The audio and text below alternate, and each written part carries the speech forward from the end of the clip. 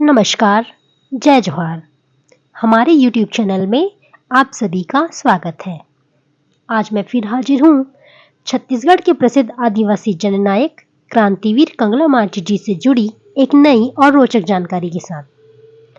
जैसे कि आप सभी जानते ही हैं कि अभी हाल ही में पूरे देश में कृष्ण जन्माष्टमी का त्योहार पूरे धूमधाम से मनाया गया। आज की जानकारी भी इसी से संबंधित है। जैसा कि पहले की वीडियो में मैं यह बता ही चुकी हूँ कि कंगला मांझी आदिवासियों की आराध्य देवी दंतेवाड़ी अथवा दंतेश्वरी माता के परम भक्त थे। उन्होंने 3 वर्षों तक धूनी जलाकर माता की तपस्या भी की थी। कंगला मांझी माता के परम भक्त तो थे ही, लेकिन साथ ही उनके मन में कृष्ण भगवान के प्रति भी गहरी आस्था थी। वे श्री कृष्ण को अपना पहला मार्गदर्शक मानते थे, जिन्होंने उन्हें वह राह दिखाई थी जिस पर उन्हें आगे चलना था।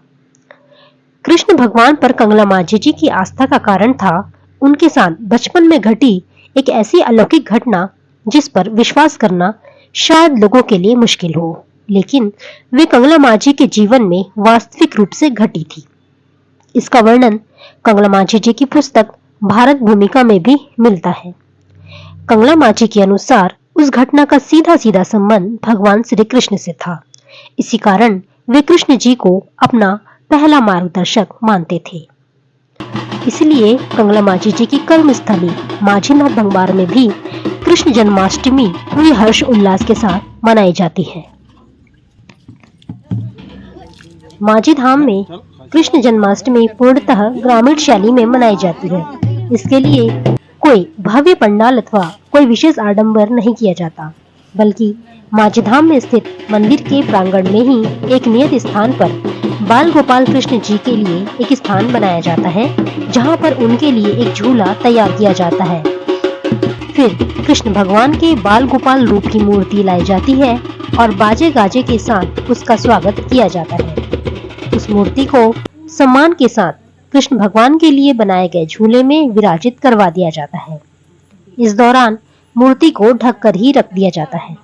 जब रात्रि के 12 बजते हैं, तब कृष्ण भगवान के जन्म के रूप में मूर्ति पर से कपड़ा हटा दिया जाता है। इसके बाद कृष्ण जी का श्रृंगार किया जाता है और उन्हें दूध, दही, खीर, फल फूल इत्यादि चढ़ाया जाता है।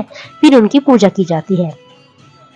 कृष्ण भगवान की पूजा के साथ ही उस दिन व्रत रखने वाले लोग अपना व्रत भी तोड़ लेते हैं। अगले दिन सुबह गांव के लोग मंदिर में एकत्रित होते हैं। गांव के छोटे छोटे बच्चों को राधा कृष्ण के रूप में सजा दिया जाता है। गांव की महिलाएं मंदिर में एकत्रित होकर कृष्ण भगवान की पूजा करती हैं और साथ ही राधा कृष्ण बने छोटे बच्चों की भी पूजा की जाती है। गांव की महिलाएं ग्रामीण परंपरा के अनुसार अपने साथ भगवान को भेंट में चढ़ाने के लिए चावल और नारियल लाती हैं।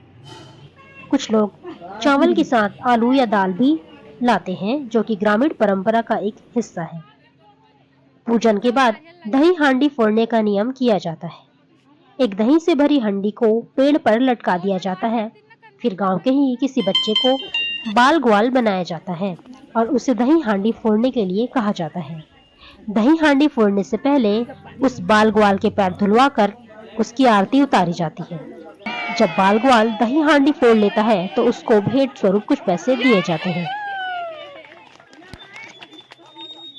दही हांडी फोड़ने का कार्यक्रम खत्म होने के बाद कृष्ण भगवान की मूर्ति और राधा कृष्ण बने हुए बच्चों को एक सजे हुए वाहन में बिठाया जाता है और उनकी झांकी निकाली जाती है। बाल गोपाल कृष्ण भगवान को प्रेम से पूरे गांव में भ्रमण करवाया जाता है। इस दौरान गांव की महिलाएं अपने द्वार पर आए हुए बाल गोपाल कृष्ण की पूजा करती हैं।